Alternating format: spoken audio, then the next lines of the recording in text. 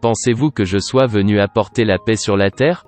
Non, dis-je, mais la division. Car désormais, 5 dans une maison seront divisés 2 contre 3, et 3 contre 2.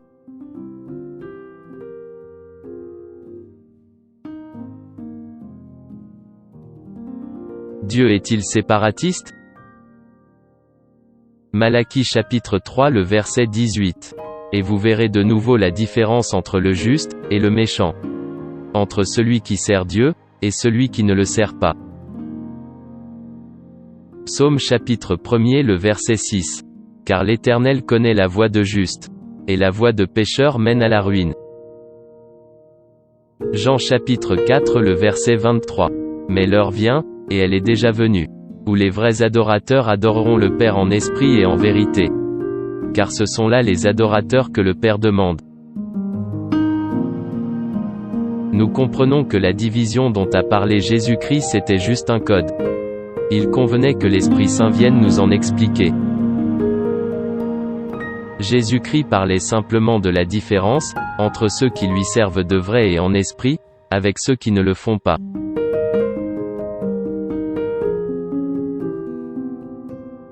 Les 5 dans une maison sont les 5 ministères. La maison est ce monde terrestre. Le jugement, la condamnation, la mort, la justice, et la réconciliation. Les 3 séparés de 2 sont le jugement, la condamnation, et la mort. Les 2 autres sont la justice, et la réconciliation.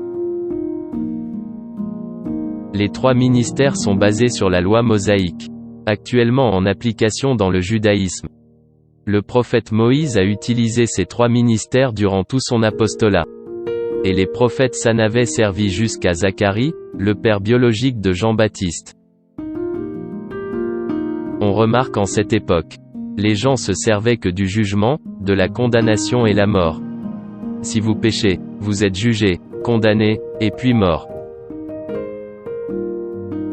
Avec Jésus-Christ, ces 3 ministères ont perdu leur valeur.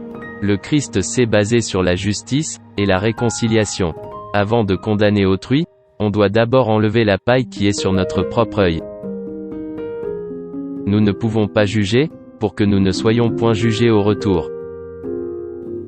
Pour pratiquer cette justice, on doit sûrement être juste devant Dieu. Si on vous frappe par la joue gauche, donnez aussi la droite. Ne remets pas le mal en mal. Que celui qui sait qu'il n'a nullement commis un péché, lance la prostituée de pierre.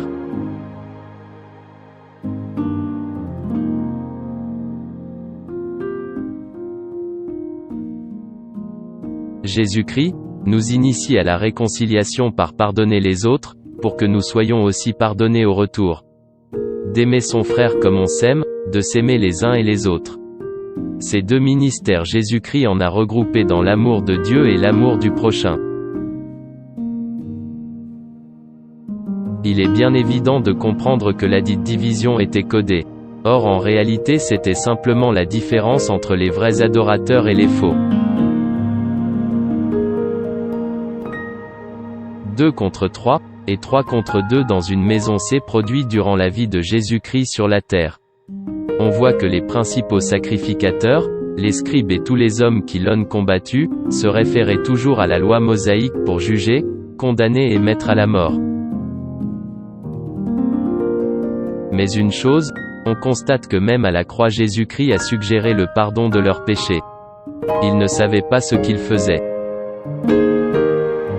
Ces faux adorateurs nous les voyons malheureusement au temps actuel. Ils sont là pour juger les autres, les condamner et les mettre à mort. Comme Élie le prophète a fait périr 400 prophètes de Baal. Ils ne savent pas remettre le bien à la place du mal.